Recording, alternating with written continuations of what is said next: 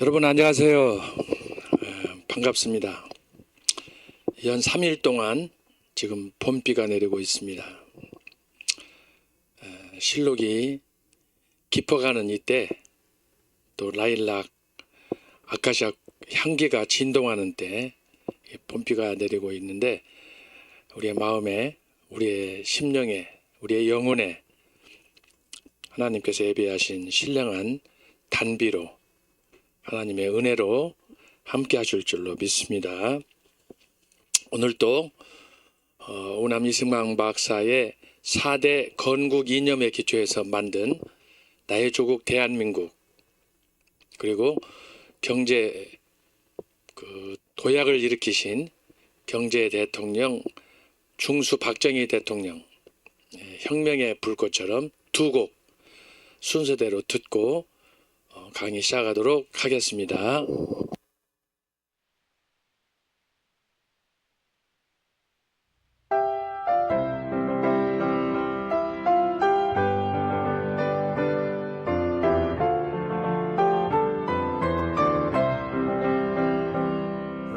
백척한 도민족 운명 어깨 메고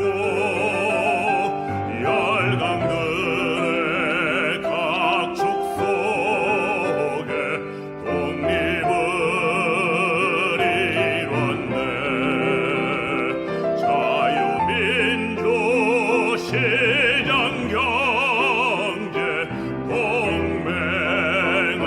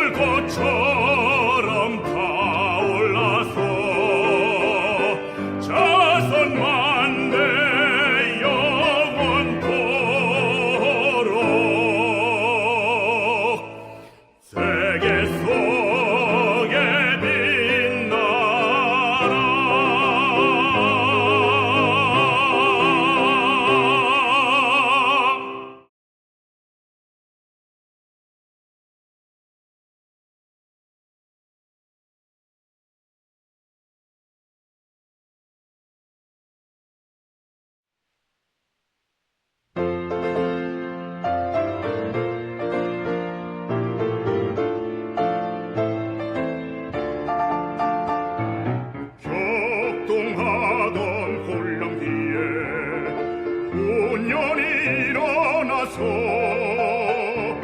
허리띠 졸라매고 밤낮 없이 땀 흘렸네. 새마을 운동으로 국민 생활 개선하고 산업을 발전시켜 한강 기적 이룩했네. 한평생을 조국 위해 이한 목숨 바쳤건만 하늘이 정한 운명 피하지 못하였네. 오늘은 세계로 내일은 미래로 한겨레의 민족혼을 세계 속에 휘날려라.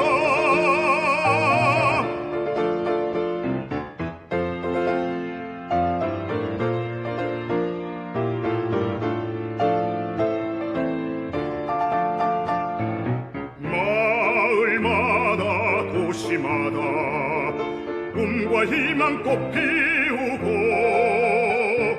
서로 돕고 세워주며 선진한국 이루었네. 국방을 강화하여 자유평화 드높이고 온 땅에 혁명의 뜻 불꽃처럼 펼치었네. 한평생을 조국 위해 이한 목숨 바쳤건만 하늘이 정한 운명 피하지 못하였네. 오늘은 세계로 내일은 미래로 한겨레의 민족혼을 세계 속에 휘날려라.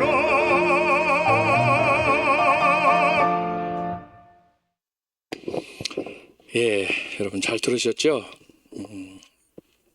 자, 이 시간에는 또 시 한 편 준비했습니다. 지난 시간에 이어서 시리즈 시입니다. 가나안 가는 길. 지난주에 가나안 가는 길 1번 이렇게 몇 분들한테 보내드렸더니 그 내용을 보시고 마치 천국 가는 길이 열린 것처럼 느꼈다고 제가 답을 받았습니다. 자, 이 시간에는 가나안 가는 길 두 번째입니다. 다 같이 낭송하고 시작하도록 하겠습니다. 가나안 가는 길. 인생은 자체가 축복, 그 누구도 기대하지 않은 선물. 하지만 태어나 가는 길은 모든 것이 낯선 길. 눈앞에 무엇이 언제 어떻게 일어날지 전혀 알 수 없는 길. 배고픔에 때로는 목마름으로 성공과 실패 교차해도 광야길의 이스라엘처럼 낮에는 구름 기둥, 밤에는 불 기둥으로 가다 보면 언젠가는 종착지에 이르련만 끝없는 연단의 길. 믿음의 선진들처럼 예비하신 성을 바라보며 천길 만길 걷는 길. 주여 영광의 그날까지 우리 인도하소서, 우리 살펴주소서. 기도하겠습니다. 하나님 아버지 감사합니다. 한 주 한 주 이렇게 무심코 흐르는 세월 속에 벌써 엊그제 시작한 강의 5월이 되었습니다. 오늘 특별히 봄비가 내리는 이 아침 저희들이 또 강의차 함께 모였습니다. 우리가 어디에 있든지 국내에 있든지 해외에 있든지 특별히 선교지 그 오지 현장에서 혹 이 강의를 듣는 우리 모든 학우들에게 은혜를 베풀어 주시고 짧은 시간 작은 은혜지만 함께 공유함으로 주께서 우리 가운데 역사하신, 특별히 지난 역사 속에 함께 하셨던 그런 주님의 숨결을 우리가 함께 나눔으로 주 안에서 함께 성숙하는 그런 신앙이 될 수 있도록 은혜 베풀어 주시옵소서. 늘 강의하지만 부족함을 느낍니다. 주여 이 연약한 종을 기억하여 주시고 시간마다 붙들어 주시며 강의를 듣는 모든 학우들에게도 열린 마음으로 감사와 기쁜 마음으로 경청하도록 도와주옵소서. 4월 10일 총선 이후에 우리가 낙담 중에 있습니다. 특별히 그렇게 자유마을을 통하여 또 예수 한국 복음 통일을 그렇게 열정적으로 추구하며 저희들이 매달렸지만 손에 잡은 것은 없습니다. 하오나 주여 마지막까지 저희들이 최선을 다해서 노력하게 하시고 4월 10일에 있었던 이 부정선거를 저희들이 다시 한번 되돌아보면서 마지막 저희들이 힘을 모아서 반드시 그 부정투표의 결과를 다시 번복할 수 있는 그런 기회를 주시고 또 내일 있는 수원에서의 저희들의 대규모 집회에도 하나님께서 함께하여 주셔서 정의를 위해서 선한 당신의 목적을 위하여 자유통일과 우리 세계화를 위하여 정말 백투 제루살렘까지 하나님의 그 영광, 하나님의 뜻을 성취할 수 있는 저희들이 이 일을 위해서 모두가 한 마음 하나가 될 수 있도록 도와주옵소서. 선봉에 서신 전광훈 목사님 건강 지켜주시고 이를 위해서 협조하는 모든 사람들 그가 누구든지 간에 하나님이여 도와주셔서 이번에 대역사 기적을 이룰 수 있도록 4.19 1961년 이후에 최대의 사건으로 기록될 수 있는 주여 대반전의 역사를 허락하여 주옵소서. 시간에도 심히 연약한 종 붙들어 주시고 이 한 시간도 주님의 은혜 가운데 잘 진행할 수 있도록 하는 사람 듣는 사람 우리 모두에게 하늘의 이슬비와 같은 은혜로 함께하여 주옵소서. 시정을 주님께 맡기며 이 모든 말씀을 예수님의 이름으로 기도하옵나이다. 아멘.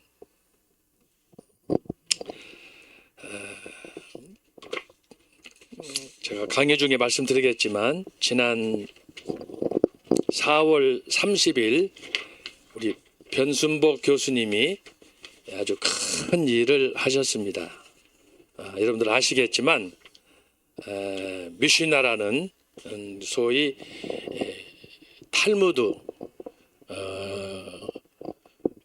이스라엘 백성들이 그렇게 아주 굳게 오랫동안 믿고 따르던 그런 탈무드를 해석할 수 있는 그 탈무드의 핵심이 되는 그런 내용들을 이렇게 담고 있는 책이 바로 이 미시나입니다. 미시나인데 이것을 전 세계적으로도 몇 나라가 번역하지 못했습니다. 그런데 이것을 지난 한 코로나 기간 동안 한 4년 동안 집중적으로 밤낮 없이 번역해서 이 대작을 만들었습니다. 그래서 함께 CT에서 특별 인터뷰가 있어서 참석하고 했는데 여러분 너무나 귀한 책이 나왔습니다. 우리나라 선교 138년 만에 제가 기억하기로는 아마 최대의 역작이 아닌가 그렇게 생각합니다. 이따가 제가 추가로 조금 말씀드리겠지만 강의 중에 말씀드리겠지만 여러분들이 기억하시면 좋겠습니다. 그래서 여기 탈무드의 본문 구전 토라 미시나 이것을 히브리어, 아람어, 또 영어 여러 개가 복합적으로 기록된 것을 우리 변 교수님이 번역했습니다. 이건 아무나 할 수 없는 거예요. 구약의 히브리어와 아람어, 고대 근동어를 해야만 할 수 있는 건데 우리 변순부 교수님이 큰 일을 하셨습니다. 이건 정말 노벨상감입니다. 노벨상감. 여러분 참고하시기 바랍니다. 그리고 계속해서 몇 분들 요청이 있어서 제가 여기다가 제가 저술한 책 몇 권을 다시 소개합니다. 또 새로운 소식도 있습니다. 자, 첫 번째는 언약 사상사입니다. 제가 말씀드린 것처럼 저의 영국 대형 도서관에 등재된 저의 원문 박사학위 논문을 우리말로 번역한 책이 되겠습니다. 언약 사상사. 그래서 제가 지난 금요일 날 출판사에서 연락이 와서 만났더니 책 얘기를 하더라고요. 그래서 아마 몇 권 남지 않은 것 같습니다. 이게 지금 그래서 여러분 언약 사상사 저희 박사학위 논문 궁금하시지 않아요? 그래서 여러분들이 보시고 여러분들이 보실 때 좀 어려울 거예요. 박사학위 논문이고 전문적인 신학적인 내용이 들어가 있기 때문에 그렇지만 제가 여러분에게 말씀드리는 것은 제 박사학위 논문 언약 사상사를 보시면 논문은 어떻게 쓰느냐 하는 그 각주 다는 거, 논문 전개, 각장 이런 것들이 자세하게 아마 여러분에게 논문 형태의 한 모델이 될 것입니다. 참고하시기 바랍니다. 그 담당하시는 그 과장님의 전화번호입니다. 그리고 제가 쓴 책 초대교회사, 중세교회사, 종교계획사, 청교도유산, 개혁신학의 전통 그 외에도 스코틀랜드 종교개혁과 한국교회 등등 이것들은 다 논문으로 제가 신대원에서 강의할 때 쓰던 교재입니다. 교재. 그래서 여러분이 이걸 참고하시는데 출판사에서 또 이 사장님이 저한테 전화가 왔습니다. 초대교회사, 중세교회사, 종교계획사, 청교도유산 이 책을 사시는 분들한테는 2권이나 3권 사시는 분한테는 제가 설교집도 냈어요. 여러분 궁금하시죠? 제가 설교집도 이 교수가 뭐 설교학 교수도 아니고 저는 역사를 전공한 교수인데 역사를 전공한 교수, 뭐 다른 조직신학 강의하는 교수, 뭐 선교학 강의하는 교수 사실 설교집 내는 게 쉽지가 않아요. 그런데 제가 서울에 있는 한 교회가 굉장히 어려웠을 때 제가 그 교회에 교수직을 걸고 도와준 적이 있습니다. 한 2년 동안 제가 야유에서 설교하면서 지금 전광훈 목사님이 광화문에서 애국운동 하시잖아요. 저는 14년, 13년 전에 목동에서 그 일을 제가 했습니다. 한 2년 동안 야유에서 집회 허가 받아가지고 목동에서 이렇게 설교를 하고 했었는데 그때 했던 설교예요. 그래서 그 설교들을 교회 장로님들이 너무 고마워가지고 책으로 2권을 엮어서 2권이 나왔습니다. 1번은 빈들에 임한 계시예요. 지금 광화문의 광야에서 애국운동 하는 게 바로 빈들이잖아요. 그래서 빈들에 임한 계시. 요즘에 정광훈 목사님을 통해서 주일마다 주시는 은혜가 놀랍지 않습니까? 2번째는 광야에서 맺은 사랑이에요. 광야에서. 여러분 빈들이라고 그래서 광야라고 그래서 아무것도 없는 죽음의 도시가 아니에요. 거기에 생명이 있고 생기가 싹트는 그곳에 가야만이 인생도 제대로 되는 거예요. 하나님께서 이스라엘 백성들을 위해 광야에서 40년 동안 연단했겠어요?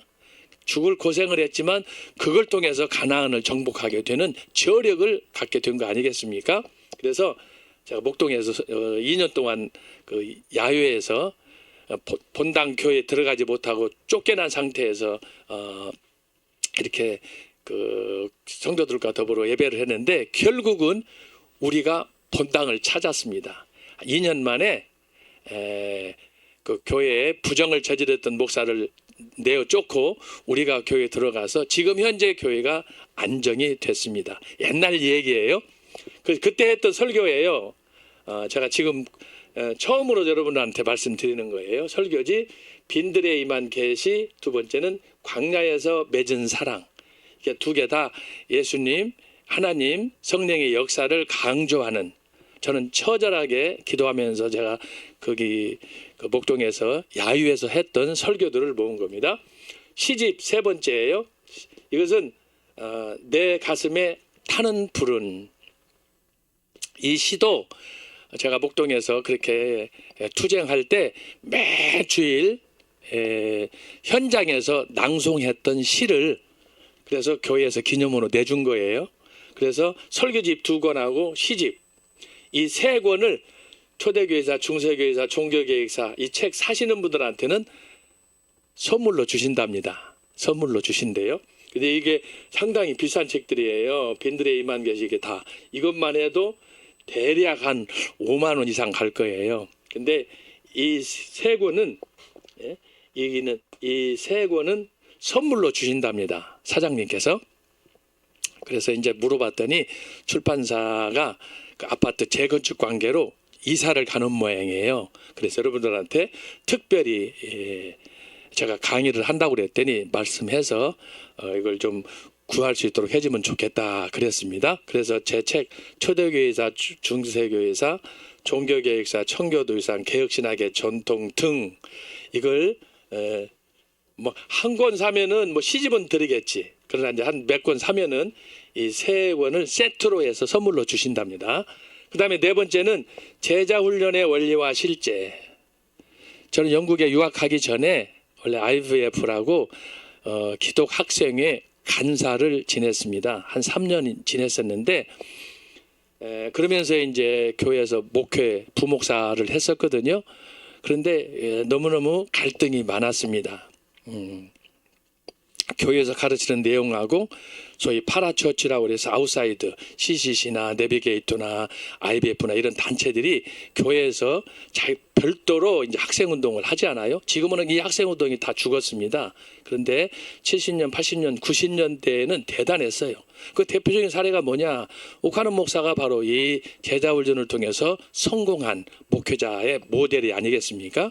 그래서 제가 그분한테 가서 직접 배우고 했던 건데 그래서 제가 이걸 영국에 가서 사실은 제자훈련을 제가 좀 더 체계화해서 공부를 하려고 영국에 간 거예요. 그런데 이제 이렇게 역사를 전공할 수 있도록 됐는데 그래서 그때 경험했던 제자훈련은 뭐냐, 어떻게 해야 바람직한 제자훈련을 할 수가 있느냐. 그래서 제자훈련의 원리와 실제를 제가 책으로 냈습니다. 이 책에는 4분의 제자훈련 성공 사례를 제가 거기다가 기록했습니다. 그 중에 하나가 바로 정광 목사님이 자주 말씀하시는 닥터 마틴 로디 존스, 그 다음에 찰스 헤든 스펄전, 그 강단의 황태자라고 하는 스펄전. 기독교 2000년사에 스펄전을 능가하는 설교자가 없잖아요. 그런데 제가 바로 이 제자훈련의 원리와 실제에서 그 2분도 다뤘고 그 외에도 리차드 백스터, 청교도 가운데 목자 중에 목자, 목사 중에 목사라고 하는 리차드 백스터. 그리고 2번째는 캠브리지 7, 세계 선교의 역사를 열었던 찰스 시미온에 관해서 제가 소개를 했습니다. 그래서 제자훈련의 원리와 실제는 바로 이 4분, 영국 교회사에 나타난 목회자로서의 성공 사례를 제가 표본으로 삼아서 쓴 책이 되겠습니다.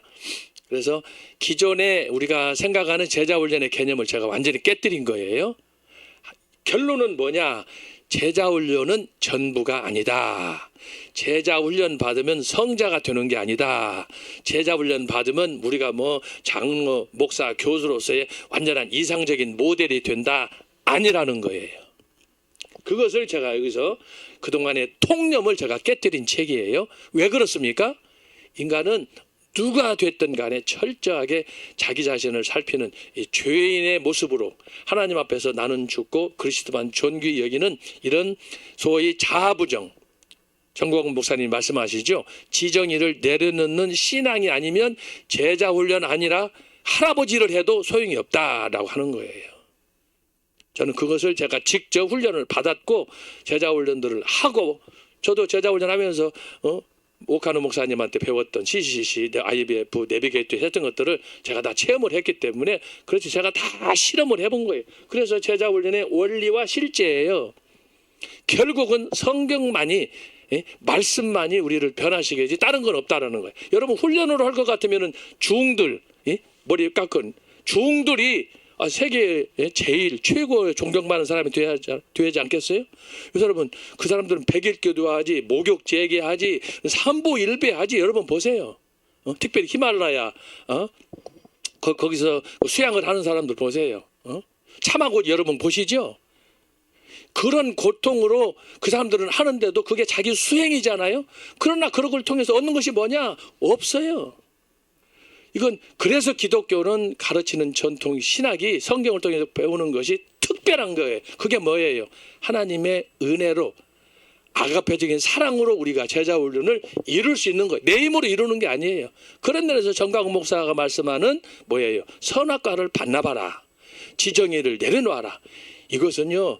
그래서 제가 거기에 꽂혀버린 거예요. 왜? 제가 제자 훈련을 해봤기 때문에. 절대 우리의 결심이나 노력으로 되지 않습니다. 하나님의 특별한 은혜가 있어야지 그래야 자아를 죽이는 거예요. 네 번째는 만화 초대교회사, 만화 중세교회사. 이것은 부흥과 개혁사에서 제 책을 보고 만화로 만드는 거고 최근에 만화 종교개혁사 이번 학기 우리가 지금 종교개혁사 하잖아요. 그 종교개혁사를 만화로 쉽게 풀어서 만든 것입니다. 이건 따끈따끈한 거예요. 얼마 되지 않은 책이에요. 여러분들이 우리 여기 전화번호 적었으니까 참고하셔서 사실 제가 이 책 자꾸 얘기하는 거 저 자신도 불편해요. 여러분들이 이해하시고 또 특별히 출판사에서 저한테 요청이 있어서 이렇게 했습니다. 그리고 이제 여기 여섯 번째로 여기 안 썼지만은 여섯 번째로 들어갈 게 뭐냐 그러면 제가 지난주에 말씀드렸죠. 제가 청교도 신학은 강의하면서 매주 시를 여러분들한테 드리고 낭송하도록 했는데 그 시들이 아마 앞으로 한 7월이나 8월이면 두 권으로 시가 출판이 됩니다. 그래서 여기 제 박사학위 논문 썼던 출판을 했던 언약사상사 이 출판사에서 제하고 만나서 이야기를 했더니 자기들이 기꺼이 내주겠다. 그렇게 해서 아마 저의 시 두 편이 두 권이 나올 것 같습니다. 아마 대략 7월 말이나 8월 2학기 강의할 때는 여러분들이 아마 볼 수 있게 될 것입니다. 그래서 그동안에 제가 강의 중에 했던 것들을 묶어서 1권, 2권으로 했고 혹 강의 때 못했어도 또 다른 그런 시들을 거기다가 모아가지고 대략 한 180에서 200수 정도 그걸 나누어서 제가 시집을 편집해서 보냈습니다. 토요일 날 보냈기 때문에 아마 곧바로 편집 시작하면 이제 8월 정도로 예상하고 있습니다. 그렇게 해서 하고 뭐 그 외에도 이번에 이제 시집 두 권이 나오면 그 이후에 또 제가 출판하지 못한 시들이 몇백 수가 있습니다. 그래서 그 중에서 선별해 가지고 책을 앞으로 시집을 몇 권 더 내려고 하고 있습니다. 여러분 참고하시면은 좋겠습니다. 자, 그러면 오늘 강의는 뭐냐? 오늘 강의는 자, 여러분들이 교환해서 보시는 것처럼 종교개혁의 역사적인 배경이에요. 자, 지난주에는 종교개혁의 전체적인 개괄적인 이해였어요. 근데 오늘은 이제 그 조금 더 깊이 들어가는 거예요. 종교개혁이 있었는데 종교개혁의 역사적인 배경이 뭐냐? 여기 종교개혁. 예를 들면 종교개혁이 있으면 이 기초, 소위 배경. 어떻게 해서 이 종교개혁이 일어났는가? 이걸 개인적으로 하자면 어떻게 여러분들이 지금 현재 여기에 있게 됐는가? 저와 여러분이 존재하는 이유에 대해서 그래서 거기에는 여러 가지가 필요하겠죠. 대한민국이라는 그리고 여러분의 선조라는 그리고 거기에는 여러 주변의 환경들 이런 것들 그리고 여기에 이제 경제적인 거 학문적인 거 여러 가지 것들이 쭉 있잖아요. 그런 면에서 종교개혁은 단순하게 하나의 목적 하나의 어떤 흐름 속에서 있지 않고 복합적이다. 다시 말하면 이게 종교개혁은 복합적이다. 이것을 학문적으로는 역사의 산물이다. 역사의 산물. 그냥 갑자기 종교개혁이 하늘에서 뚝 떨어진 게 아니다. 저와 여러분이 하늘에서 뚝 떨어진 게 아니라고 하는 거예요. 그래서 종교개혁이 어떻게 이렇게 나타나게 됐느냐. 그래서 복합적인데 역사적인 산물이다. 그래서 지난주에는 종교개혁을 이렇게 마치 우리가 먼 산을 바라보고 감상하는 것처럼, 그래서 이 종교개혁 전체적인 것을 우리가 살펴봤는데, 지금은 오늘 시간에는 좀 더 깊이 우리가 들어가서 내면을 살펴보는 그런 시간이다. 내면을. 종교개혁은 도대체 뭐 이렇게 중세가 타락을 하고 또 교회가 타락하고 절망하고 아무것도 보이지 않는 그런 상태라고 했는데, 도대체 그러면 그것이 뭐냐, 어떤 일이 있었느냐 하는 그런 부분들에 대해서 우리가 살펴보게 되겠습니다. 강의가 제가 준비를 했는데 양이 많기 때문에 중요한 부분 외에는 건너뛰도록 할 테니까 여러분이 잘 이해하시면 좋겠고, 종교개혁 역사적 배경은 크게 두 파트로 나눠져요. 하나는 일반적인 거, 또 하나는 종교적인 거, 이렇게 구분하면 좋겠습니다. 그래서 여러분이 큰 역사적인 산물이라고 그랬잖아요. 역사적인 산물은 뭐냐 하면은 소위 일반적인 거, 두 번째는 사상적 혹은 특수. 여기가 일반이니까 일반과 특수, 이건 보편. 그래서 우리가 어떤 면에서 이 두 가지 축으로 종교 계획을 우리가 이해하도록, 그래서 좀 더 학문적으로 깊이 있게 들어가는 그런 관점에서 시작하도록 하겠습니다. 가능하면 여러분들이 쉽게 이해할 수 있도록 제가 설명을 할 테니까 그렇게 따라와 주시면 좋겠습니다. 강의안을 참고해 주시면 좋겠습니다. 자, 강의안을 보시면 기독교의 신앙적 삶의 원리는 성령의 영감으로 기록된 하나님의 말씀에 기초합니다. 제가 지난주에도 말씀드렸어요. 초대교회에서 가장 중요한 게 뭐냐, 중세교회에서 가장 중요한 게 뭐냐, 흐름에서 볼 때 가장 중요한 건 뭐예요? 성경 없는 기독교는 기독교가 아니다. 그래서 초대교회를 얘기할 때 뭐 전도합시다, 구제합시다, 선교합시다, 여러 가지가 많이 있지만 가장 중요한 건 뭐라고 그랬어요? 성경을 하나님 말씀으로 우리에게, 정경을 우리에게 채택해서 주신 것이다 라고 하는 거예요. 우리가 학생으로서 보자면 교과서를 얘기하는 거예요. 교과서, 텍스트. 근데 그것을 하나님께서 구약 39권, 신약 27권, 기억나십니까? 왜 구약 39권, 신약 27권, 66권을 주셨다고 했어요? 이사야서를 모델로 삼았다 그랬잖아요. 그렇죠? 이사야서의 모델. 이사야서의 모델, 그 내용이 뭐라고 그랬어요?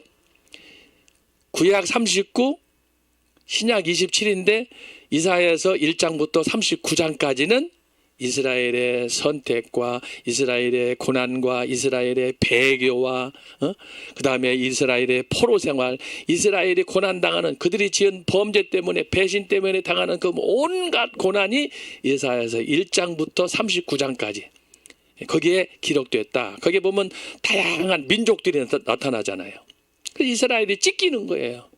아주 상할 대로 상하는 거예요. 그런 말씀이 이사야서 1장부터 39장까지인데 바로 성경이 구약 39권으로 딱 됐다. 그래서 구약은 뭐냐? 바로 똑같은 거예요. 이사야서 1장부터 39장까지 나타난 그 내용이 구약 성경 창세기부터 말라기까지 나타나는 거예요. 끝없는 배교와 배신. 그럼에도 불구하고 하나님이 그들을 놓지 않고 그들을 그리터기로 사용하시는 그 하나님의 끈질긴 사랑. 그리고 나서 이사야서 40장부터 66장까지 27장은 뭐예요? 메시아를 통한 구원과 회복과 사랑과 은혜와 축복을 주시는 것. 이것이 신약 예수 그리스도를 통해서 성취되는 말씀이 그 안에 있는 거예요. 이게 정말 오묘한 거예요. 제가 언젠가 말씀했죠. 어떤 사람들이 그래. 아니 다 좋은데 왜 성경이 마귀 숫자로 66권이냐. 여러분 마귀 숫자가 아니에요. 하나님은 이사야 선지의 예언을 통해서 그 마귀의 숫자를 이길 수 있는, 복음으로 이길 수 있는, 십자가로 이길 수 있는 놀라운 하나님의 계시를 거기에 숨겨뒀다고 하는 거예요. 여러분 마귀 숫자가 6이라고 그러고 뭐 66이라고 그러니까 그러면 마귀가 세상을 통치합니까? 욥기 1장에 보면 뭐라고 그랬어요? 하나님께서 어느 날 사탄이 와가지고 하나님 앞에 시험을 하잖아요. 왜 이렇게 욥이 잘 되는 줄 압니까? 하나님이 여차여차해서 그렇다고 하는 거예요. 그래서 자기가 모든 권한을 활용할 수 있도록 하나님 앞에 기도해서 양도 받으니까 하나님께서 뭐라고 그랬어요? 네 마음대로 다 하라는 거예요. 네 마음대로 다 하는데 다만 그의 생명만은 터치하지 말아라. 그렇잖아요. 여러분 결국은 그게 무엇입니까?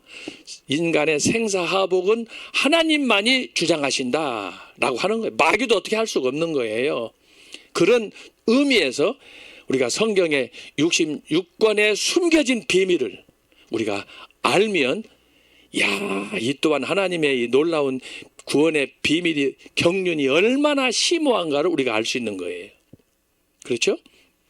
그래서 여러분들이 여기 기억하셔서 오늘 여기 기독교 신앙적 삶의 원리는 결국은 뭐냐? 하나님 말씀 성경 66권이다. 그래서 배경적으로 여러분 이해하시면 좋겠습니다. 그런데 이 말씀에서 이탈하여 이와 유사한 혹은 전혀 다른 복음을 가르치게 되었을 때 교회는 혼란을 겪게 되었습니다. 이건 구약에서부터 신약까지 기존 역사가 다 증명하는 거예요. 그래서 우리가 확실하게 깨어있지 않으면 시험 들고 넘어질 수밖에 없는 거죠. 발람처럼 선지자라고 해봐야 소용없는 거예요. 정신 차리지 않으면. 여러분 요나도 넘어지잖아요. 선지자지만 그렇다고 해서 아브라함과 이삭과 야곱은 안 그렇습니까? 인간이기 때문에 어쩔 수가 없는 거예요. 하나님이 그들의 손을 잡고 그들의 발길을 인도하지 않으면 누구도 마음 자신할 수 없어요. 그래서 우리는 매 순간을 하나님의 뜻을 찾고 주여 나를 도와주옵소서 이런 믿음으로 나가야 되는 거예요. 그러나 교회는 어떤 시련과 억압 속에서도 참된 진리의 수호자들이 승리했음을 역설합니다.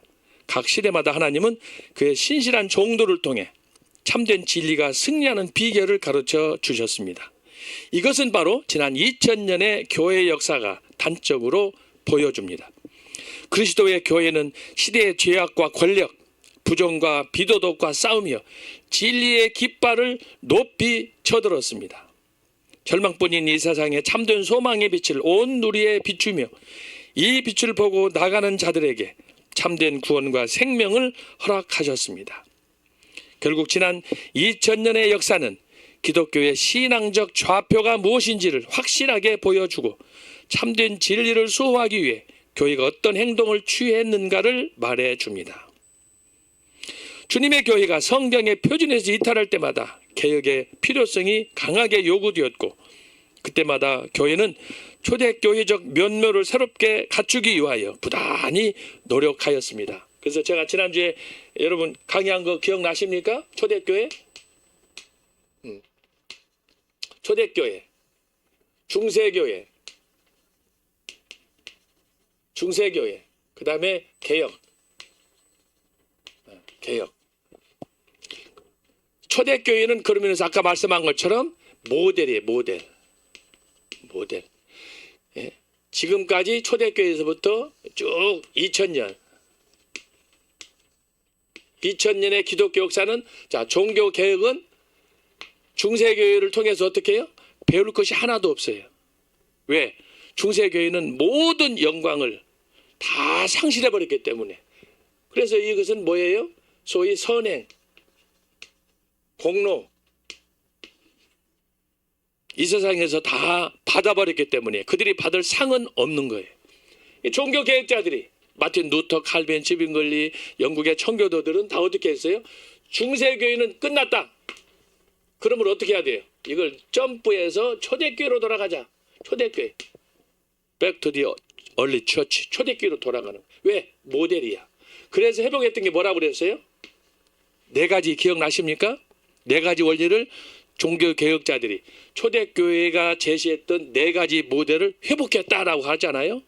첫 번째가 뭐예요? 성경. 성경의 권위. 오직 성경만이 우리가 살 수 있는 유일한 길이다. 전통이 아니다. 어록이 아니다. 그 어떤 교회 모델이 아니다. 그래서 초대교회로 돌아가서 오직 그리스도만이, 그분의 십자가만이 우리에게 희망이다라는 것을 다시, 이것이 정경이라고 그랬잖아요. 정경 66권.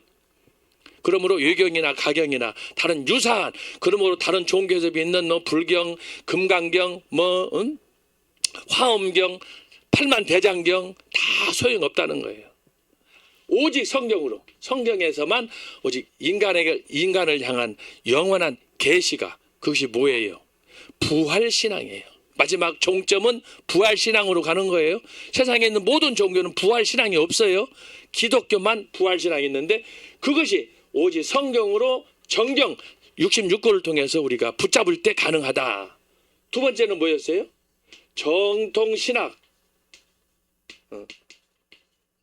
성경의 기초에서 세워진 바른 가르침, 교훈, 이것이 바로 정통신학이에요.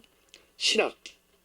여러분 주변에 제가 나중에 이제 현대교회사 혹시 강의할 때 여러분들이 말씀하지만, 요즘에는 신학의 범람하는 시대예요. 신학이 범람이에요. 이름만 붙이면 신학이에요. 별별 신학이 다 있어요. 대표적으로 그게 자유주의 신학이다 그러잖아요. 지난주에 조금 말씀했지만 민중신학이다, 해방신학이다, 흑인신학이다, 뭐 이런 별종, 들어보지도 못한 신학들이 막 나와. 요새는 환경신학, 스포츠신학, 요새는 또 뭐 공공의 신학 막 나와요. 근데 여러분, 이것을 우리가 잘 분별하려면 어떻게 해야 되느냐? 정통신학 이거 하나만 딱 잡으면 나머지는 다 쓰레기예요. 알았어요? 정론으로 성경을 붙잡는, 믿는 확실한 이런 신앙 하나, 말씀의 신앙. 여러분 다른 거 예를 들 필요가 없어요. 정광훈 목사님 보세요. 제가 지난주에도 얘기했죠. 성경에 대해서 창세기부터 계시록까지 완전히 하나님 말씀, 계시 말씀에 붙잡히니까 주제가 400가지여도 결론은 성경으로 돌아가. 이게 제가 놀랍다고 그러잖아요. 이게 놀랍다고 그러잖아요.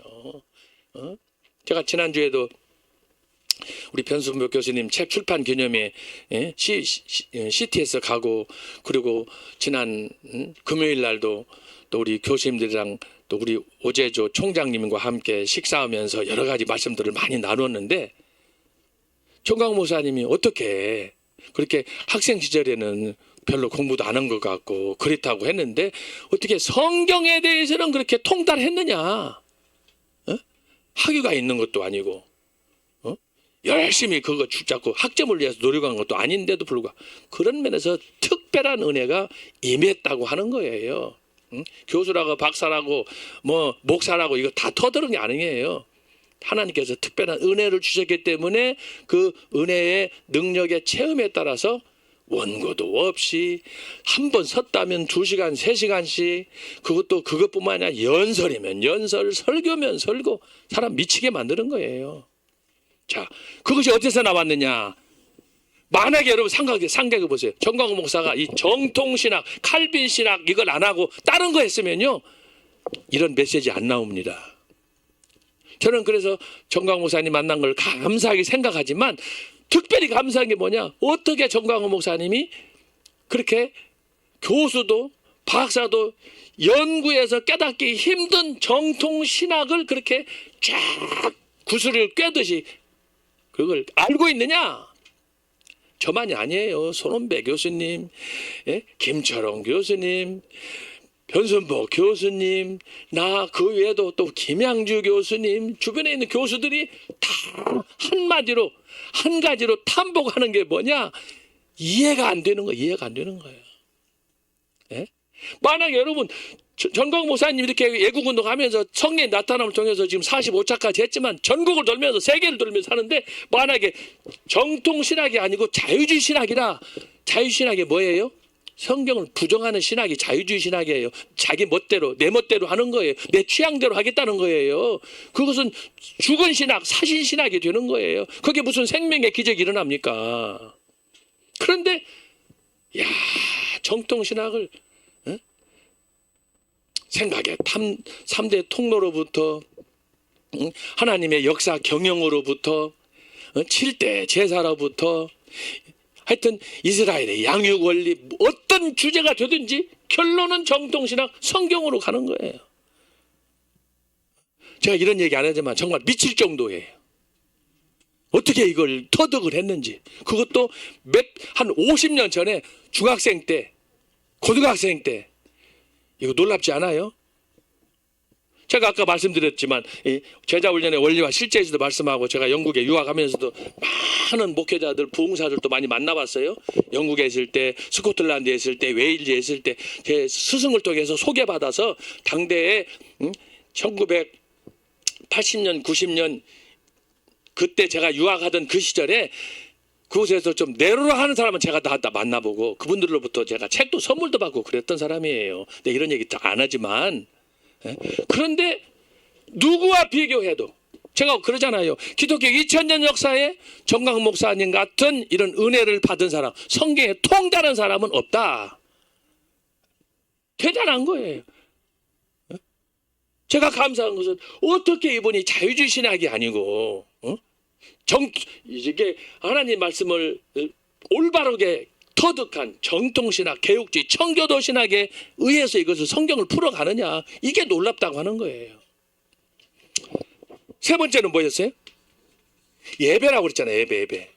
아무리 신학이 좋아도 예배 잘못 드리면 그건 죽는 거예요. 알았어요? 마음과 뜻을 다해서 하나님 앞에 예배할 때 우리의 성경이나 우리의 신학이 예배를 통해서 꽃을 피우는 거예요. 다 잘하는데 안식일을 기억하라, 교회 안 간다. 그건 사기꾼이에요. 사기꾼. 그렇지 않아요? 안식일날 하나님께서 복 주신다고 했는데 그걸 거절하는 거, 교회 안 가고 안방에서 텔레비 보면서 그 혼자 즐기는, 그건 교회는 아니야. 그 잘못한 거예요. 성경이나 신학 자체가 잘못된 거예요. 교회를 부정하는 거, 교회는 그리스도의 몸이야, 몸. 근데 이것을 부정하는 것은 잘못된 거예요. 하나님께서 그래서 교회 가서 예배 드릴 때는 반드시 교회 가서, 지교회 가서, 여러분 구약 시대는 이스라엘 백성들이 예루살렘의 성전에 가서, 예수님도 가서 안식일날 제사하는 거 안 봤어요? 그런데 요즘에 주변에 보면 지가 뭘 아는 것처럼 교원에 빠져가지고 교회도 안 가고, 교회가 무슨 필요가 있어?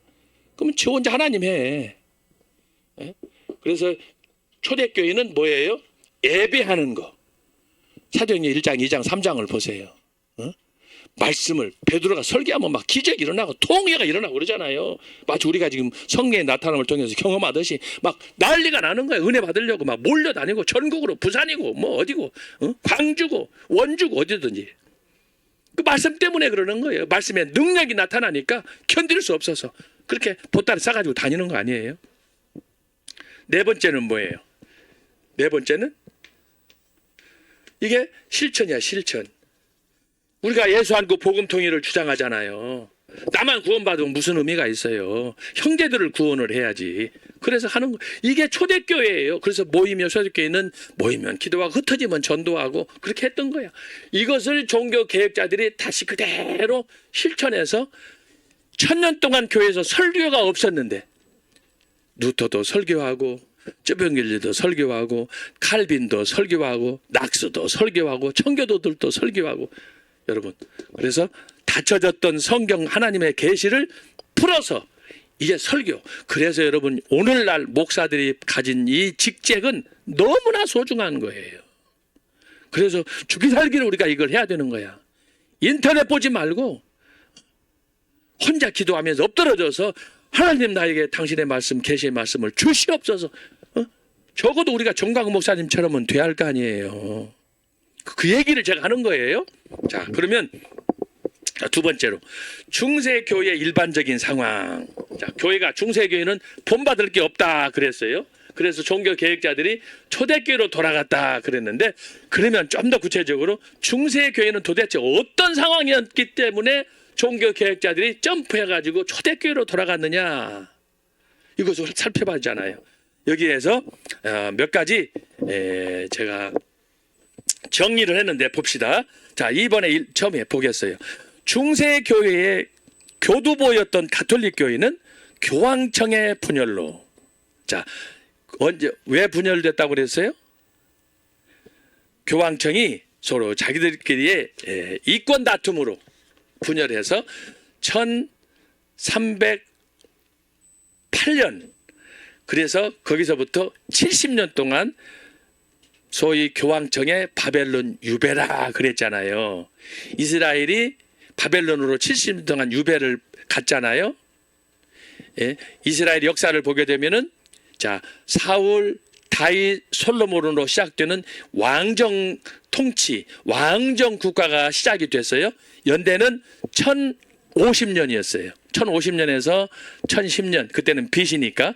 그 다음에 1010년에서 970년, 이게 사울, 다윗, 솔로몬으로 이어지는 거예요. 그래서 970년에 소위 여로보암하고 르호보암하고 솔로몬의 아들 르호보암하고 그의 오른편 장수였던 여로보암하고 이렇게 등을 돌리는 바람에, 그래서 여로보암은 북이스라엘, 남유다는 르호보암, 이렇게 해서 쭉 통치를 하잖아요. 그래서 지내왔는데 마지막에 결국은 북이스라엘도 망하고 남유다도 망하고 그렇게 해서 이제 역사가 흐르는데, 중요한 건 뭐냐?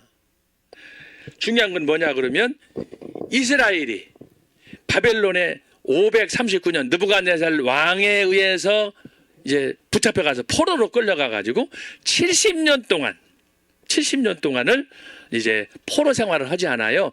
그것을 빙자해서, 그것을 모델로 해가지고, 자, 70년 동안 로마 교황청이 로마에서 프랑스 아비뇽으로 유배를 가는 거예요. 공교롭게 70년이었어요. 그래서 교황청의 바벨론 유수다 이렇게 말하는 거예요. 이거 시험 나와요, 여러분. 잘 기억해야 돼요. 예, 바로 그 얘기를 하는 거예요. 그래서 교황청이 분열했다. 그래서 교황청이 분열하다 보니까 교황이 두 명이 생겼어요. 하나는 로마, 하나는 프랑스 아비뇽. 자, 교황은 어떤 사람이냐? 하나님의 대리자예요. 그런데 대리자면은 하나님의 권한을 갖고 하나님의 능력을 행사해야 되는데, 둘이 되다 보니까 어떻게 돼요? 둘이 싸우는 거야. 서로 저주하는 거야. 오늘날 우리 한국 교회에서 교회가 분열하면 어떻게 돼요? A는 B를, B는 A를 서로 서로 비난하고 저주하고 싸우고 그러잖아요. 죽이살기로 싸우잖아요. 최근에도 몇몇 교회, 서울에 있는 교회들이 싸우고 그랬잖아요. 무슨 재산권이다 뭐다 해가지고. 하나님은 자기 편이라는 거야. 알았어요? 그러면 A 편이면 B 편 아니에요? B 편에서는 뭐라고 그래요? 하나님은 A 편이 아니고 또 자기들 편이라는 거예요. 그래서 여러분, 종교 전쟁에 붙으면 치열한 거예요. 양보 안 해요. 바로 그런 걸 여기서 이해하게 하는 거예요.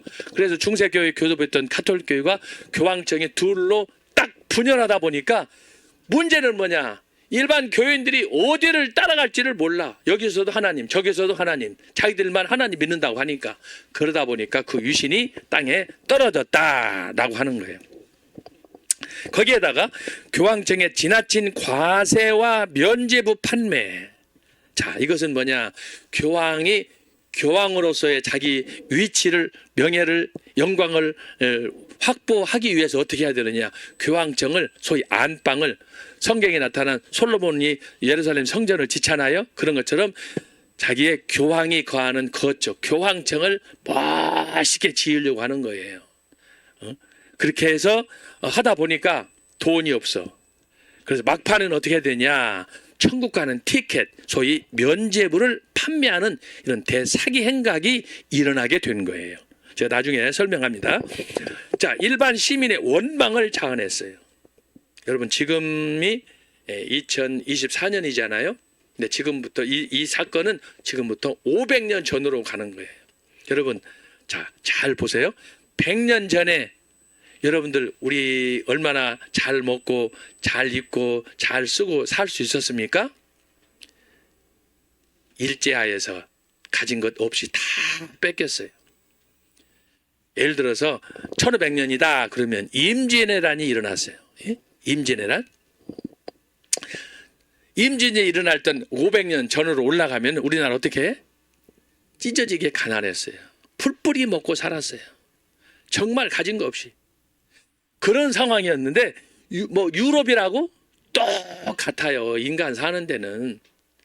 그런데도 불구하고 교황은 자기의 만족을 위해서 교황청 건설하겠다. 그래서 헌금을 강요하는데 먹을 것도 없는데 무슨 헌금이야. 그런데도 사람들이 죽으면 지옥에 간다.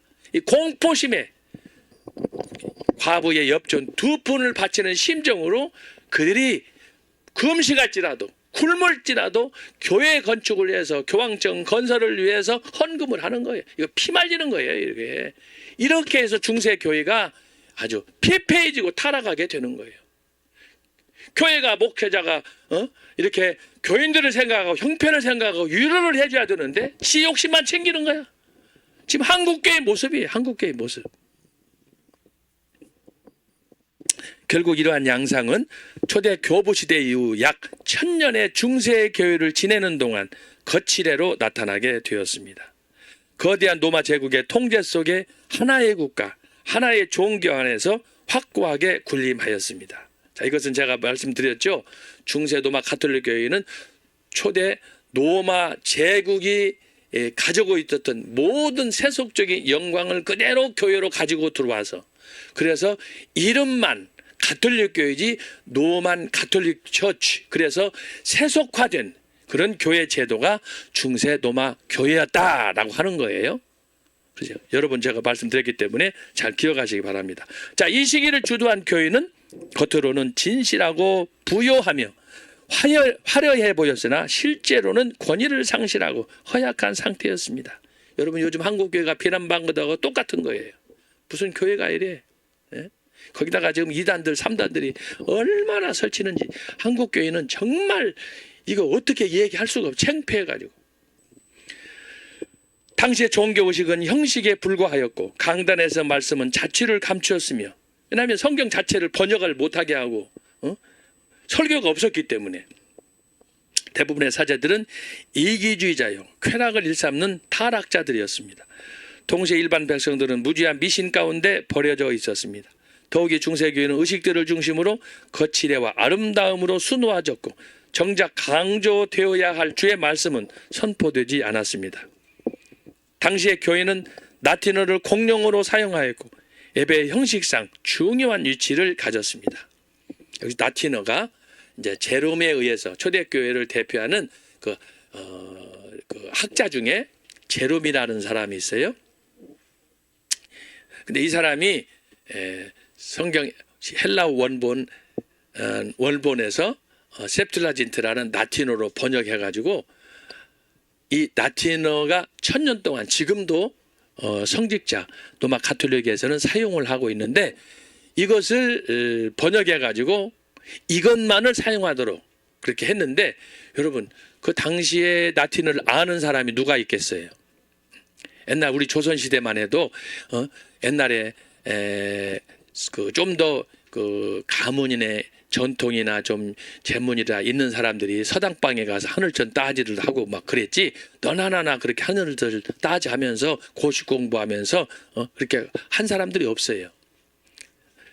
그런데 이 중세 교회는 몇백 년, 1000년, 1500년 전 라틴어를 공용어로 만들어 가지고 그것을 교회에서 예배를 했는데 신학을 한 자기들도 잘 몰라. 그런 내용으로 이들이 예배를 드리니까 일반 성도들이 알 수가 없는 거예요. 무슨 말인지를 모르는 거예요. 그래서 나타난 게 뭐냐. 왜 중세교회에 제가 지난주에 얘기했듯이 칠성례가 나오게 됐느냐. 왜 성인 숭배, 그 다음에 성화 숭배, 성물 숭배 이런 것들이 나오게 됐느냐. 왜 성지순례를 그렇게 강조하게 됐느냐. 아무것도 말씀을 통해서 깨닫지 못하니까 형식적으로라도 그림을 보고 성물을 보고 성화를 보고 성지순례를 하고 자꾸 이런 외적인 행 그것이 바로 선행으로 나타나는 거예요. 선행 공로로 나타나는 거예요. 그렇게라도 해야 내가 위로를 받는 거예요. 그래서 중세 때 성지순례가 유행이었어요. 유행. 지금 여러분 이슬람교에서 라마단이 되면 1년에 한 번씩 라마단 그 금식 하면서 그 소위 메카를 순례를 하잖아요. 이게 다 어디서 나왔느냐? 이스라엘 유대적인 전통, 기독교적인 전통에서 나온 거예요. 그래서 이슬람에서 하는 라마단 종교 의식들은 성경에서 기독교적인 거, 유대교적인 거, 중동에서 있었던 다른 그 종파들이 하고 있었던 의식들을 모아가지고 그 사람들이 이걸 실행을 하는데 대부분은 다 어디서 나왔느냐? 유대적인 전통, 기독교적인 전통에서 나온 거예요. 금식기도 하는 거, 남아단 하는 거, 그다음에 구제하는 거, 이런 모든 의식들, 손과 발을 씻고 교회에 들어가는 거, 거기 저 모스크 들어가는 것들 다 이 유대적인 기독교적인 정결 의식에서 나온 거예요. 자, 그래서 이렇게 로마 가톨릭 교회가 세속화되어서 겉으로는 화려해 보이지만 실제로는 영적으로 기갈 상태에 있는, 복음을 접할 수 없는, 이게 소경이 소경을 인도하는 것처럼 된 거예요. 자기들도 모르는 라틴어를 겨우 읽으면서 교인들한테 예배라고 하니까 교인들이 그걸 압니까? 조무지 무슨 말인지 알아야 듣지. 그래서 나온 것이 바로 이런 눈에 보이는 시청각적인 그런 교육을, 그래서 자꾸 동상을 세우고 그림을 그리고, 그것도 또 이제 이스라엘 현지 여행을 가서 현지를 답사하도록 해주고 그렇게 하는 건데, 여러분 우리가 성지 여행을 갑니다마는 우리는 성지를 순례하는 게 아니에요. 성지를 순례함으로 그 사람들에게 어떤 영광을 돌리고 그 사람을 흠모하고 그러는 게 아니에요. 우리는 성지를 여행하면서 그냥 공부하는 거예요. 그리고 우리가 구별을 잘 해야 돼요. 구별을. 그런 것처럼 이렇게 하여튼 중세 로마 가톨릭 교회는 말씀에서 떠났기 때문에, 떠나다 보니까 인간적인 생각으로 자기 위로를 위해서, 자기 어떤 위안을 위해서 자꾸 이런 것들을 찾게 됐다.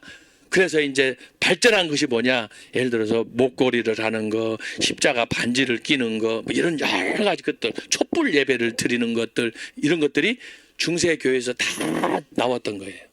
근데 우리가 이거를 별로 구별 없이 교회에서 우리가 사용하잖아요. 대표적으로 부활절이다, 크리스마스다 그러면 나도 모르게 그걸 하는데, 대부분은 다 중세 교회에서 1000년 전부터 하던 거예요. 그래서 우리가 성경으로 돌아간다라고 했을 때는 이걸 아주 냉철하게 평가해가지고, 정말 이게 하나님 말씀 성경적으로 맞는 건가? 십계명에 아무런 하늘이나 하늘 땅이나 땅 아래 물속이나 어디든지 아무런 형상을 만들지 말라 그랬잖아요. 근데 우리는 내 마음속에도 내가 사모하는 형상들이 다 있어. 집에 가면 마리아 동상, 마리아 형상 다, 예수님이 태어나는 베들레헴의 그런 탄생하는 모습들, 뭐 그런 것들 집에 가면은 별별 그림들이 다 있잖아요. 이거 다 옳지 않은 거, 십계명에 다 저촉되는 거예요. 자, 얘기도 처음 얘기하는 거예요. 너무 우리는 나도 모르는 사이迷信에 사로잡혀가지고 하나님 앞에서 말씀을 짜고 기도를 해야 되는데 그게 안 되니까 자꾸 이런 거 저런 거, 십자가도 걸어놓고 동상도 마리아상도 갖다 놓고 에라 모세상도 갖다 놔라. 그렇게 되는 거예요. 그래서 하나님은 영이시기 때문에 우리가 하나님 앞에서 근신하면서 기도하면서 말씀으로 은혜를 받아야지. 그래서 여러분 결국은 정광 목사님 강조하는 것처럼 말씀이 우리 안에 충만하지 않으면 그렇게 변질될 수밖에 없어요. 그런데 우리가 그런 걸 경험하지 못했기 때문에 성령의 나타남을 통해서 우리가 완전히 뿅 가는 거예요. 여기서 지금 제가 그걸 얘기하는 거예요. 두 번째, 그래서 당시의 종교의식은 형식에 불과했고 강단에서 말씀은 자취를 가져 없으며 대부분의 사제들은 이기주의자요 쾌락을 일삼는 타락자들이었습니다. 자, 마지막 아랫줄. 자, 이런 상황에서 1517년 독일에서 일어난 종교개혁은 이런 잘못된 전통과 의식에서 벗어나 새로운 역사를 창출하는 계기가 되었습니다. 이것이 뭐냐? 뉴턴은 어려서부터 바로 이런 가톨릭의 잘못된 관행 속에서 성장했어요. 그러나 전혀 이걸 의식을 못한 사람이에요. 그러다가 그가 다메섹에서의 사울의 변화처럼 어느 한순간에 그걸 깨우치게 되는 거예요. 그래서 수도사가 종교개혁자가 되는 거예요. 이 엄청난 변화예요. 사울이 바울 되는 변화가 누트에게 일어난 거예요. 그 누트 한 사람의 이런 자각으로 인해서, 깨우침으로 통해서, 영적 각성을 통해서 종교개혁이 일어났다. 그래서 제가 지난번에 얘기한 것처럼 혁명이에요, 혁명. 응? 종교 개혁이 어떻게? 종교 개혁이 몇 년이라고 그랬어요? 50년 그랬어요. 50년. 중세는 몇 년? 1000년. 초대교회 500년. 자, 근데 종교개혁 500년 동안 일어났는데 이게 어떻게 해요? 1000년의 역사. 여러분, 500년의 역사도 아니야. 1000년의 역사를 뛰어넘어서 초대교회로. 여기 강조하는 거 아닙니까? 지금 여기서도. 중세 1000년을 뛰어넘어서 초대교회로 돌아가는 거예요. 이게 종교개혁. 그래서 역사상 가장 위대한 운동이 뭐냐? 종교개혁이라고 하는 거예요. 이건 하나님이 함께하지 않았으면 totally impossible한 거야. 하나님의 은혜로 하나님의 기적으로 종교개혁이 일어난 거예요. 당시에 이걸 가톨릭 교회에 대해서 반발하면 이의를 제기하면 도전하면 그 이단으로 죽는다니까. 그게 마녀 사냥이라고 그랬잖아요. 제가 중세교회사 여기 보면은 중세교회사의 마녀 사냥에 대해서 제가 자세하게 정리를 했어요. 얼마나 많은 사람이 죽었는지 몰라. 내가 왜 죽는지도 몰라. 묻지 마. 그렇게 해서 마녀 사냥으로 죽이는 거예요. 그런 건데 바로 이러한 죄악들을 로마 가톨릭 교회가 지은 거예요. 성경에 무지하다 보니까 자기들 마음대로 칼을 휘두른 거죠. 사실 16세기의 종교개혁은 누터나 칼빈의 운동만은 아니었다. 이미 종교개혁 이전부터 교황 무호소를 비롯하여 로마 가톨릭 교회의 부패된 모습과 교리에 대하여 여러 선구자들에 의하여 자주 지적되어 왔습니다. 그러나 16세기에 누터의 각성과 함께 시작된 종교개혁은 그 이전 세기와 달리 교회사적으로 매우 중요한 위치를 갖게 되었습니다. 종교개혁은 각 민족마다 다양한 특성을 소유한 채 전 세계로 확산이 되었습니다. 자, 이게 무슨 말씀이냐? 여기에 마지막 줄 나와 있죠. 종교개혁은 각 민족마다 다양한 특성을 소유한 채 전 세계로 확산되었다. 여기에는 종교개혁 50년을 제가 압축해서 말씀드린 거예요. 자, 설명해 드리겠어요. 이게 무슨 말씀이냐? 자, 지웁니다. 그건 뭐야? 어디 갔어? 이거 없어요.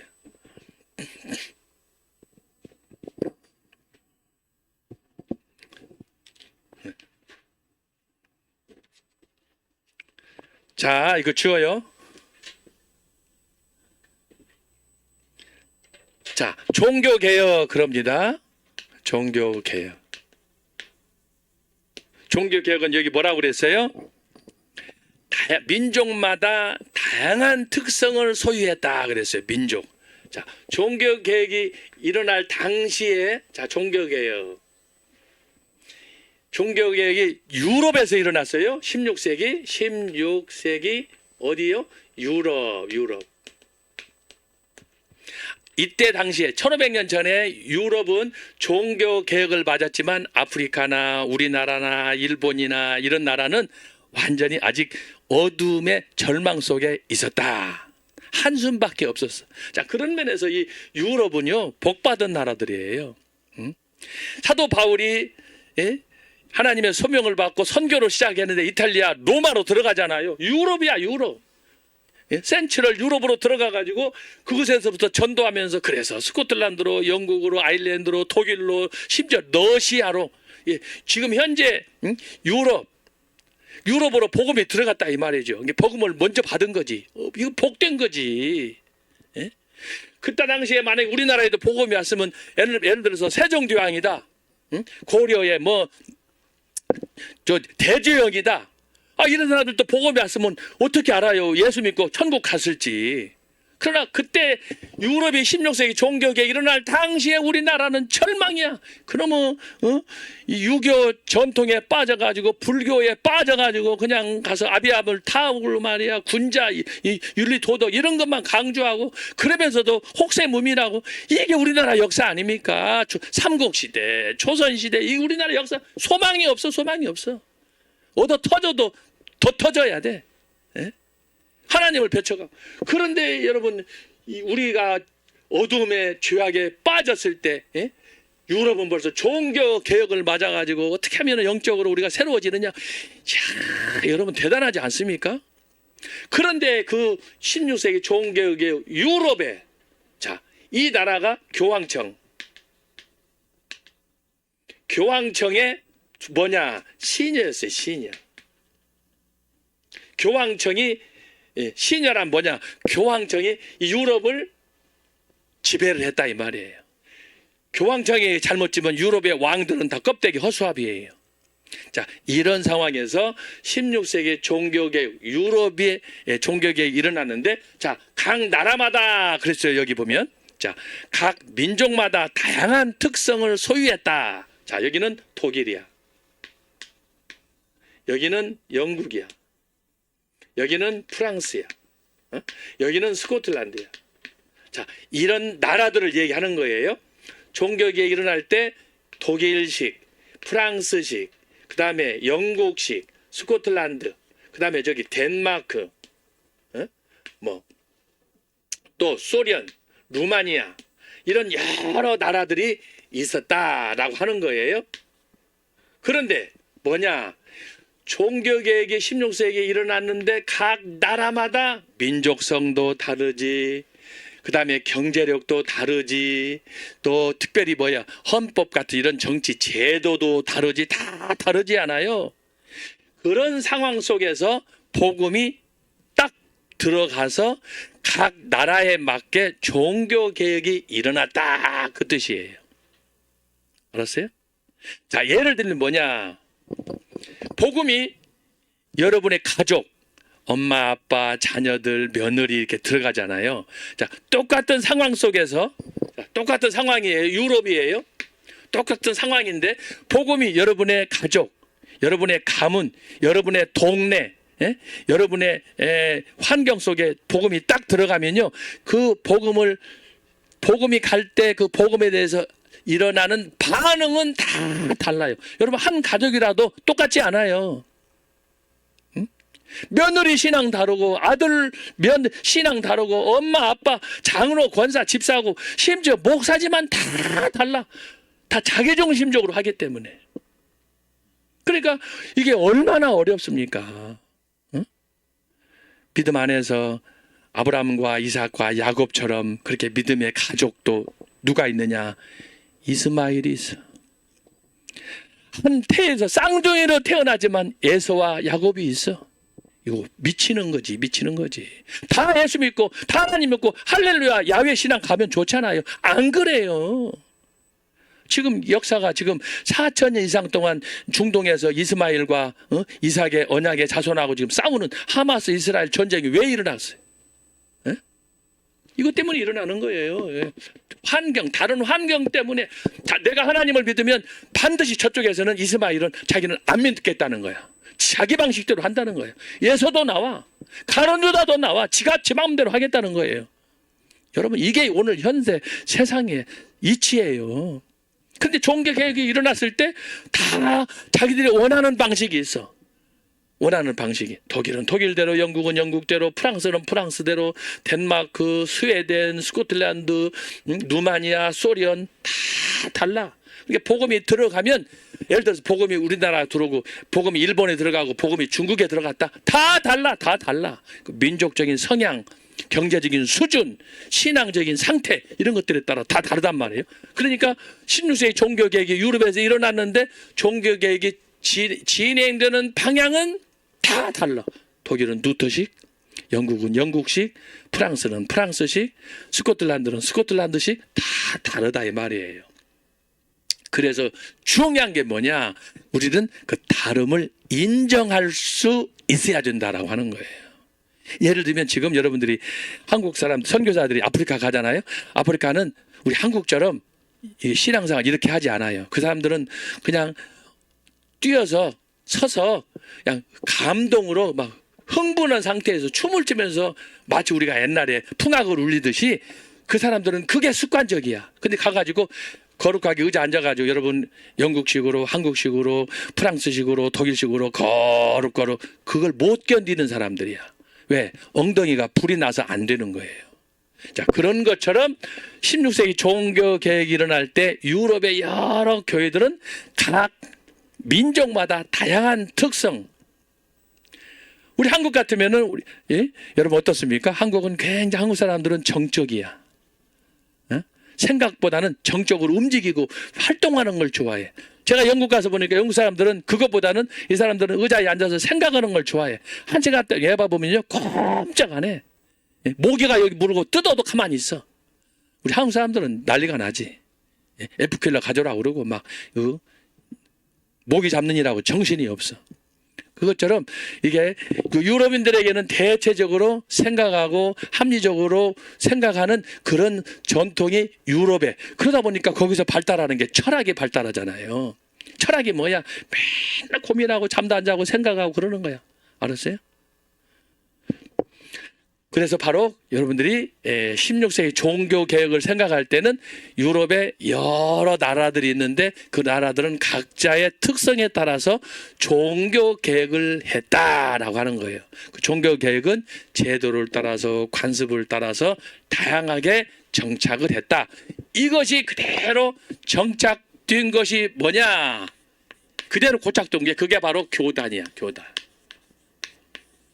여러분 한국교 교단이 많잖아요. 장로교, 감리교, 침례교 이런 교단이 많은 것처럼 재밌는 건 뭐냐? 유럽의 종교 개혁이 일어날 때 각 나라 특성들이 다양하게 나타나는데 공교롭게 그것이 뭐냐? 그 나라의 교단이 됐다라고. 교단. 응? 이거 교인데 여러분 고자로 보이지? 네, 교단. 교단. 그래서 독일은 누토교가 되는 거예요. 누토교. 장로교가 아니고. 영국은 성공회가 되는 거예요. 성공회. 이게 이제 나중에 제가 설명합니다. 그래서 이 다양한 모습이 한눈에 딱 보이는 거예요. 그것이 몇 년 동안? 50년 동안. 종교개혁 50년 동안.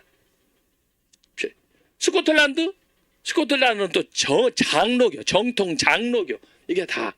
그래서 종교개혁을 하게 되면은 여러분이 한눈에 딱 보면서 아하. 종교개혁은 한 시대에 동시대에 일어났지만 이것이 역사적으로 흐르면서 정착되는 과정에서는 다양하게 일어났구나. 이걸 아는 거예요. 그래서 여기서 제가 지적한 거예요. 종교개혁은 각 민족마다 다양한 특성을 소유한 채 전 세계로 확산이 되었다. 이것이 우리 한국에까지 온 거예요. 이것이 한국에까지 왔는데 독일 것도 들어오고 영국 것도 들어오고 스코틀랜드도 들어오고 이게 다 우리나라에 짬뽕으로 들어왔다. 언제 들어왔어요? 1885년 언더우드를 통해서 우리나라에 복음이 들어오면서 이것이 동시에 다 짬뽕으로 들어왔어. 그래서 우리나라에 지금 누토교도 있고 여러분 저기 광화문에 가면은 성공회도 있고 있잖아요. 감리교도 있고 다 이렇게 들어오는 거예요. 그래서 여러분이 종교 개혁을 하면은 하나의 칼라로 보지 마라. 어떻게 봐야 되느냐? 무지개 색깔로 봐라. 제가 얘기하잖아요. 제가 지난 학기인가 여러분한테 얘기했어요. 중세 교회도 그렇고 종교 개혁도 그렇고 항상 컬러풀하게.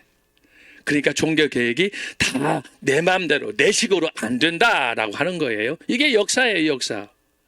그래서 이 역사가 함께 하나의 큰 물줄기를 이루면서 강물이 바다로 가서 태평양에서 대서양에서 하나로 섞어지듯이 그것이 하나로 결합이 되는 거예요. 그래서 여러분들이 이것을 잘 생각해야 되고, 자, 그럼에도 불구하고 이것과 더불어 대조적으로 나타나는 것이 뭐냐? 자, 이런 전통과 다른 교단과 다른 것이 뭐냐? 이게 이단이야, 이단. 나는 독일식 싫다는 거야. 나는 영국도 싫고 프랑스, 스코틀랜드 싫다는 거야. 나는 내 방식으로 가겠다. 이게 뭐냐? 이단이야, 이단. 그래서 여러분 16세기 종교 개혁이 일어나지만 이렇게 해서 복음화가 일어나서 말씀으로 돌아가서 이런 건전한 운동도 일어나지만 여러분 종교 개혁 당시에도 이단 새끼들이 있어요. 이단 새끼들. 초대교회 때 여러분 이단 배웠죠? 중세교회도 이단의 원리 제가 설명했죠? 이단은 예수님이 재림할 때까지 바벨론이 무너질 때까지 이단은 존재해. 알았어요? 그래서 여러분이 이것을 잘 분별하는, 그래서 16세기 종교개혁을 통해서 이렇게 유럽이 각 나라마다 민족마다 다양하게 종교개혁이 일어났는데 동시에 이단도 일어났다. 그러면 중세 때 종교개혁 때 일어났던 이단들은 또 초대교회나 중세교회와 어떻게 다르냐? 중요한 원리는 뭐냐? 이단들의 주장도 하나예요, 하나. 알았어요? 이단들의 공통점은 하나예요. 그것이 뭐냐? 성경 부정하는 거예요. 두 번째, 정통 신학 부정하는 거예요. 세 번째, 예배. 지가 하나님이야. 예수님이 십자가가 아니야. 네 번째는 뭐예요? 돈 뜯어가는 거예요. 그래서 여러분 신천지라든지 신앙촌이라든지 통일교라든지 보세요. 이 공통점이 그러는 거예요. 공통점. 그래서 여러분이 이걸 잘 기억하셔서 16세기 종교 개혁이 유럽 전역에서 일어났는데 어떻게? 다양성 속에 일어났는데 핵심은 뭐냐? 교단, 결국은 하나님의 말씀이에요. 말씀. 자, 이 말씀 제가 얘기했잖아요. 이 네 가지 원리, 이 네 가지 원리가 이렇게 교단에 루터교를 통해서, 장로교를 통해서, 감리교를 통해서, 침례교를 통해서 이렇게 일어났는데, 그러나 우리는 이것과 달리 따로 하겠다. 이게 이단이다 이 말이에요. 그래서 16세기 종교개혁이 일어날 당시의 이단들은 뭐가 있느냐? 대부분 종말론에서 나타나는 거예요. 종말론이 뭐냐? 지금 신천지에서 얘기하는 14만 4천만 같은 거예요. 언제 예수님이 재림하느냐 이런 주제예요. 그래서 그때나 지금이나 최대로 관심이 많은 게 종말론.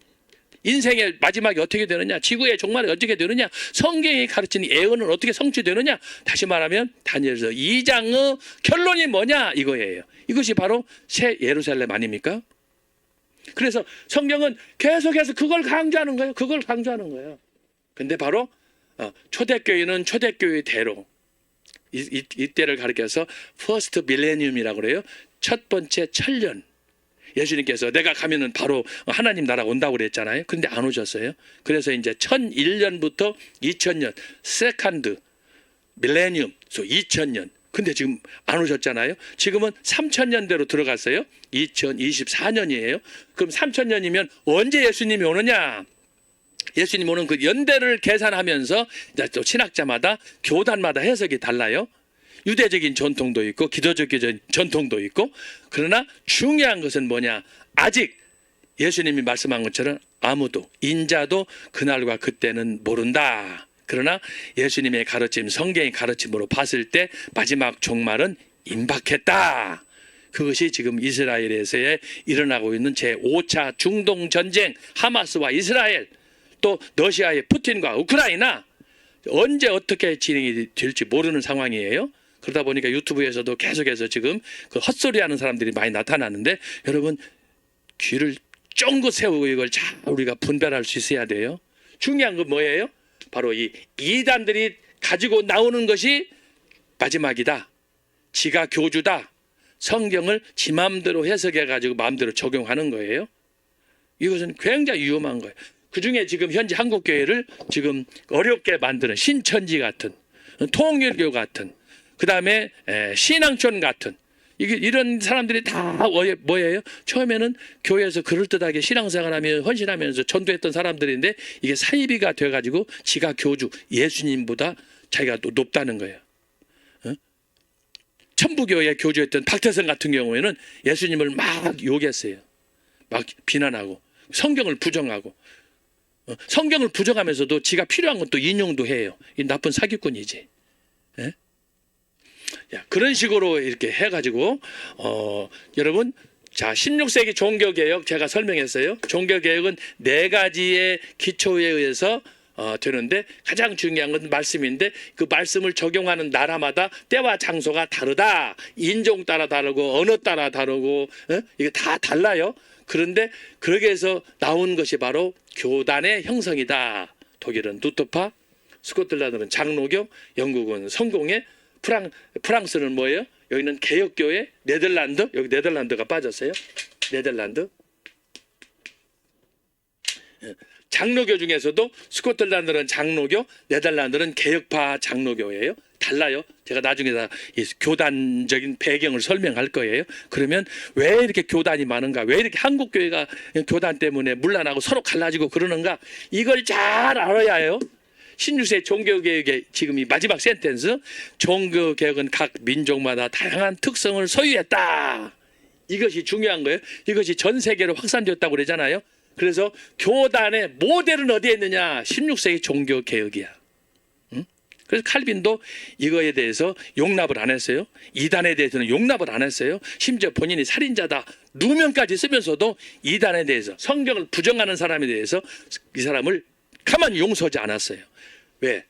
그래서 이단을 척결해야, 자, 초대교회 때 제가 말씀했죠. 교회가 거룩하게 그리스도의 향기로, 그리스도의 신부로 거듭날 수 있기 때문에, 그래서 악을 완전히 제거하는 거예요. 이게 종교 개혁이에요. 그래서 여러분이 이 종교 개혁을 통해서 중세교회 1000년을 점프해서 초대교회로 돌아가고, 바로 종교 개혁은 초대교회를 모델로 해가지고 각 나라마다 다양한 교회를 설립하도록 만들어 주었다라고 하는 거예요. 그래서 16세기 종교 개혁을 이해하는 것은 오늘 한국 교회를 이해하는 것하고 똑같다. 다양한 교단, 다양한 신앙적인 입장, 그것을 우리가 한눈에 볼 수 있는 이런 그 그림을 여러분들이 가져야 된다라고 하는 거예요. 그래서 오늘은 여기까지 하겠어요. 그래서 종교 개혁은 각 민족마다 다양한 특성을 하나님께서 살려서, 그래서 종교 개혁을 이루게 하셨다라고 하는 거예요. 자, 기도하고 마치겠습니다. 하나님 아버지 감사합니다. 오늘은 종교개혁의 역사적 배경, 16세기 유럽에서 일어났던 종교개혁이 어떻게 각 나라와 언어로 이렇게 특성을 따라서 일어났는가, 그러면서 어떻게 교단이 형성됐는가 하는 것들을 살폈습니다. 이 16세기 종교개혁을 통하여 오늘 한국교회 교단적, 교회적 상황을 잘 통찰할 수 있게 하시고, 문제는 이단을 척결하는, 성경에서 떠난 그릇된 가르침을 일삼는 이런 사이비 종교들을 우리가 배척하고 말씀에 굳게 서는 하나님의 사람들 되도록 인도하여 주옵소서. 늘 배우고 늘 저희들이 힘쓰고 노력하지만 이 지식을 쌓고 지식을 이렇게 확장하는 일이 얼마나 힘든지 저희들이 경험하고 있습니다. 주여 지혜와 명철로 이 모든 것들을 잘 이해할 수 있도록, 또 바른 판단할 수 있도록 믿음의 확신을 허락하여 주옵소서. 무엇보다도 말씀의 사람이 되게 하여 주옵소서. 감사하고 예수님의 이름으로 기도하옵나이다. 아멘.